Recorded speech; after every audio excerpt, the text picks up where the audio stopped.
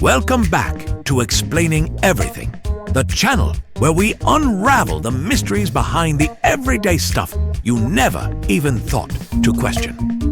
Today's question comes from one of our curious viewers, Alex the Explorer. Thanks for the awesome suggestion, Alex. You asked, how do bicycles stay balanced?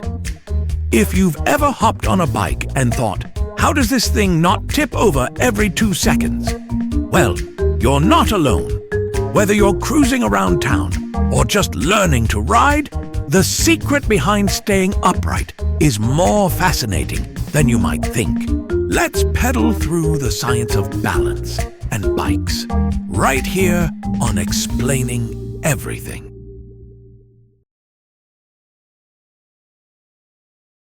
Let's start with the basics.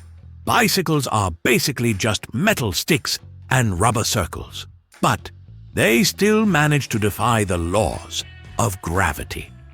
Well, almost. Gravity is a bit of a jerk, right? It's like the clingy ex that never lets you go. But for a bike, gravity is a major threat. You know how when you try to balance on one foot and your brain immediately starts panicking? Well, that's what your bike feels like every time you take a turn. So, how do bikes stay upright? The answer is pretty neat. They don't just stand there waiting for gravity to give up. No, bikes move. As soon as you start pedaling, you're kicking gravity's butt with forward momentum. That's right, momentum is the bike's secret weapon. It's like that one guy in your friend group who always drags you into adventures even when you're like, I'm just trying to chill on the couch. The faster you go, the harder it is for gravity to knock you down. Think about it. When you're speeding down the street, your bike's wheels are spinning so fast that they create stability like a spinning top. The faster the top spins, the harder it is to tip over. It's physics. But wait, there's more. That spinning wheel isn't just an attention grabber. It's a powerful tool for staying balanced. This is called the gyroscopic effect. Sounds fancy, right? When you ride your bike, your wheels are spinning like mad, creating a force that resists changes in the direction of rotation. Think of it like a very stubborn dance partner who refuses to let you change moves mid-spin. Now, the gyroscopic effect doesn't keep you completely upright, but it does help. It's like when you're holding a tray full of food and you tilt your hand to one side. The food doesn't slide off as easily if you're moving forward because of the way the tray resists the movement. Similarly, the faster your wheels spin, the harder it is for them to tilt side to side.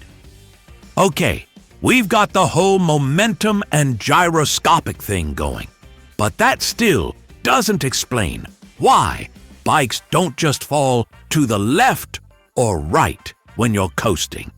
Because let's be honest, it's not like we have perfect control of our steering. A lot of us look like we're trying to take our bikes on a dodgy roller coaster ride. Here's the thing. You don't have to fight gravity directly with every pedal stroke. You use steering as a balancing tool. Sounds simple, but it's the key to the whole balancing act. When you start to tip over, your body instinctively turns the handlebars in the direction you're falling. That small shift in direction actually stabilizes the bike, much like how a tightrope walker uses a long pole to balance themselves. Think of your bike like a wobbly toddler trying to walk for the first time. When it starts to stumble, it instinctively tries to catch itself by leaning to one side, and so does the bike. The magic lies in the fact that by turning the handlebars, you're essentially realigning the wheels beneath you to make sure they stay beneath your center of mass. Now, let's talk about the one thing that really holds this whole balance operation together. You, the rider. That's right. Without your impeccable sense of direction and subtle shifts in weight, your bike would be nothing more than an expensive piece of decoration. When you're riding a bike, you're like the CEO of a company that employs 2 spinning wheels. Your brain and body are working together to keep things in check. You adjust your body position by shifting your weight subtly, almost like you're trying to sneak up on your bike, all while thinking you're way cooler than you actually are. This is called dynamic balancing, and it's a skill that doesn't come overnight. It's like learning how to juggle. At first, it's all over the place, but eventually, you get the hang of it. Your body leans slightly to the right when the bike starts tipping left, or you make small adjustments with your hips to counter the bike's wobble. The bike and you are in a delicate dance, and let's be real. You're the one making it look effortless, even if you've crashed into a tree once or twice. But who's counting, right? Okay, so we've gone through a lot of sciencey stuff, but let's be real. At the end of the day, all this works because your bike is a real ninja. Think about it. Bikes stay balanced because of a perfect combination of science, your body, and the bike's own physical design. When everything works in harmony, you're not just riding, you're basically a bicycle acrobat. You're gliding through the streets like a superhero, all while pretending you don't still get a little nervous when you see a slight hill. It's not magic. It's momentum, gyroscopic effects, steering, and a whole bunch of physics.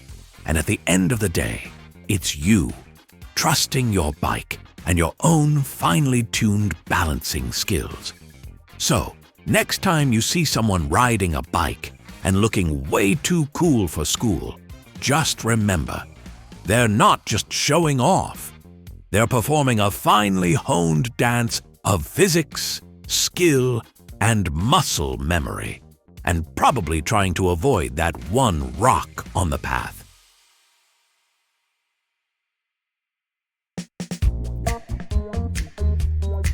And that's how bicycles stay balanced. It's all thanks to a mix of momentum, gyroscopic effects, steering, and your body's natural adjustments that keep you upright while riding. Pretty amazing, right? If you enjoyed this video, don't forget to like and subscribe and hit that notification bell. Also, if you have suggestions for our next video, feel free to share them in the comments below. We'll be sure to give you an acknowledgement for your contribution. Thank you for tuning in, and join us next time here in the channel that answers all the why, what, who, where, and how questions you've always wondered about, here on Explaining Everything.